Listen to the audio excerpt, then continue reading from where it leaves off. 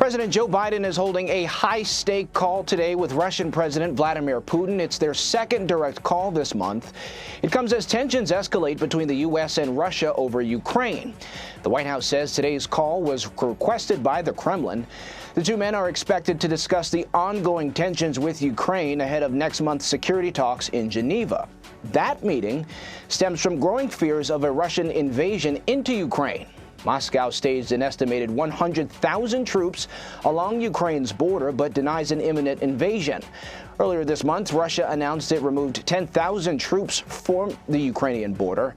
And so for more on this, I'd like to bring in senior White House and political correspondent Ed O'Keefe. Ed, thanks so much for making some time for us.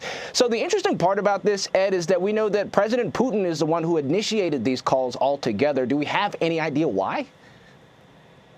We don't, Skylar. Good to see you.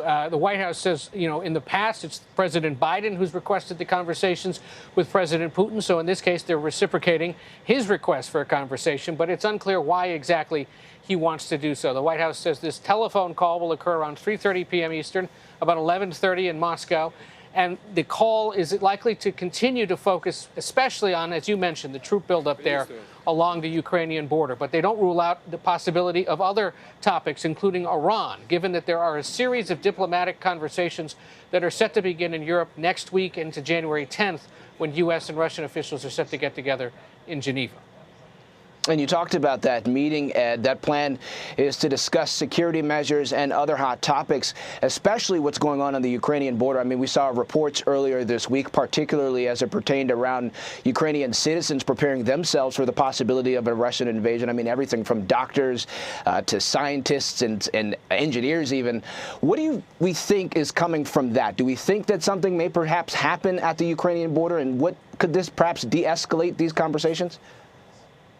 Well, that's why the U.S. is so concerned about this, why they have put such big focus on what's going on there at the border over the last several weeks, is because, as officials have said, this is a larger troop buildup than what we saw back in 2014 before Russia invaded Crimea. So why would you park so many military personnel there on the border just for show? Putin must be preparing for something. And so by him reaching out today and asking for a call, the American president certainly wants to have that conversation and see what's going on and get a sense of whether he's now trying to de-escalate the situation on his terms or reiterate something he said last week, which is that the United States, Western powers need to withdraw NATO forces from what he believes to be Russia's sphere of influence and stop pointing missiles in the direction of Russia. Of course, Russia is pointing missiles in the direction of Europe, so it's not entirely, a tit for tat here. But either way, there continues to be concern at the White House that Russia may be planning for some kind of an invasion. And the White House makes clear that no conversation about the fate of Ukraine, NATO, military presence in Europe happens without also bringing in Ukraine and European leaders, NATO leaders as well. While Putin may want to be talking directly and only with President Biden, he's going to reiterate, White House officials say, that this is a conversation that has to happen as part of a group with other Western European powers, with the Ukrainian leadership as well, in order to resolve the situation.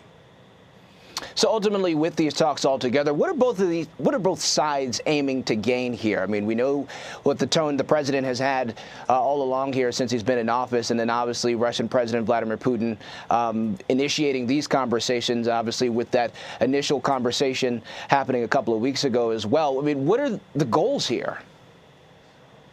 Well, for the United States, it's certainly to avoid some kind of military conflict there along the Russian-Ukraine border that would potentially draw in either the United States or other Western European countries, whether that's Poland, whether that's part of NATO because they feel threatened. And if it's part of the NATO membership, then really it's all of the NATO membership, including the United States. What the Russians want isn't entirely clear beyond the big security commitment that Putin is seeking from the United States and NATO, and that is that they would not admit Ukraine into the alliance, and that they would withdraw U.S. military and other European military assets from the region and pull back. That's not necessarily something that's going to be resolved today. And the question might be, what is Putin going to say in that regard regarding his push to get a de-escalation, or what he sees as an escalation from the West there in and around Ukraine? U.S. officials have said, National Security Advisor Jake Sullivan, for example, in recent days has said, the United States and NATO have their own concerns about what Russia's been up to. Those, too, will be expressed. And that's part of why these conversations, the White House believes, are so critical. At least the two leaders are talking. They can exchange ideas. And if they ultimately leave it to underlings to deal with on January 10th in Geneva, so be it, as long as diplomacy continues and conflict is avoided. All right, Ed O'Keefe, live for us in Wilmington. We appreciate it.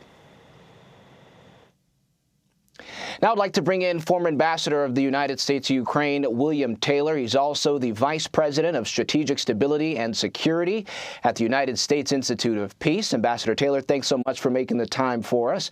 So before today's call, President Putin said he believed he and President Biden could work together productively. Russian officials also said Moscow was, quote, in the mood for a conversation. So given what both sides are demanding here, what do you expect will come out of these calls today? I think that the conversation is a good thing to happen. It's good that the leaders are talking to each other. It's good for President Biden to be able to speak directly to the Russian leader. We know that the Russian leader is the only one making decisions in the Kremlin.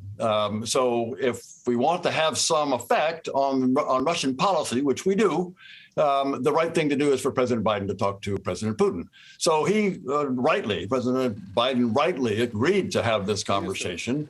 The interesting question is the one you've been discussing. That is, what does President Putin want from this conversation? It's not going to be a negotiation. The negotiations, as we've heard, as we know, are going to be starting on January 10th. And then in one forum in Geneva, mainly on strategic stability talks. This is an ongoing conversation between Russians and Americans about strategic stability, nuclear weapons, these kind of things. And then there are other negotiations scheduled for later that week with a broader set of participants. For example, Russia and NATO, and then Russia and the whole OSCE, which would, of course, include Ukraine. This all goes back to the principle that you just talked about. That is, you can only have conversations, negotiations, real negotiations, if the people who are affected by those negotiations are at the table. And the people at the table on January 10th would be U.S. and Russia. That's not where the negotiation on Ukraine is going to happen. That's not where the question on European security is going to happen. That's going to happen later. And we're not talking about today having a negotiation between the two presidents. This is I would assume, this is an information passing event here today. One last thing on these negotiations. Real negotiations don't happen and are not going to succeed unless and until the Russians withdraw some troops and draw a lot of troops. And that is, take down the gun that is pointed at the negotiator on the other side of the table. So that de-escalation has to happen before there are serious talks. And so on that note, we're talking about some 10,000 troops reportedly being pulled back from the Ukrainian border. Is this any indication that President Putin can be trusted, or is this some sort of geopolitical chess that you think he's playing with the United States at the moment? It's certainly not an indication that you can trust President Putin to do anything, or that he is indeed de-escalating. The 10,000 troops going from one place to another is not a de-escalation. When you, as you said, you got 100,000 troops and more. You got maybe 175,000 troops that are poised to be deployed in that theater. So moving around 10,000 troops is not serious. It's not a it's not a de-escalation. And whether he's serious, whether President Putin is serious about these negotiations, will be the key. He might want to have these negotiations. He might want to kind of look for a way to back down a bit. I mean, he has boxed himself into this corner, and he may be looking for a way to calm the situation down, in which case, fine. As long as he de-escalates and has this conversation, the discussions are useful in that regard. And so the other part of this, the White House has said they're trying to keep their European allies involved in the security talks, but the Kremlin seemingly only wants to deal with the United States. So given the demands that the President Putin has put out, what's your take on the tactic, and what could it mean for NATO nations, specifically in the Bucharest Nine? President Putin does want to talk only to the United States, and President Biden has been very clear, and his representatives have been very clear. President Biden is not going to have conversations that affect the security or any other aspect of an ally or a partner without that ally or partner being at the table. So there is nothing that President Biden is going to stand firm on that. I am absolutely convinced that he's not going to have conversations with President Putin about the security of the East European allies or about the Ukrainian partner. That, I think, is a strong principle. And they both have agreed it's going to be principled negotiations, and that's one of our strong principles. Ambassador William Taylor, we appreciate it. Thank you.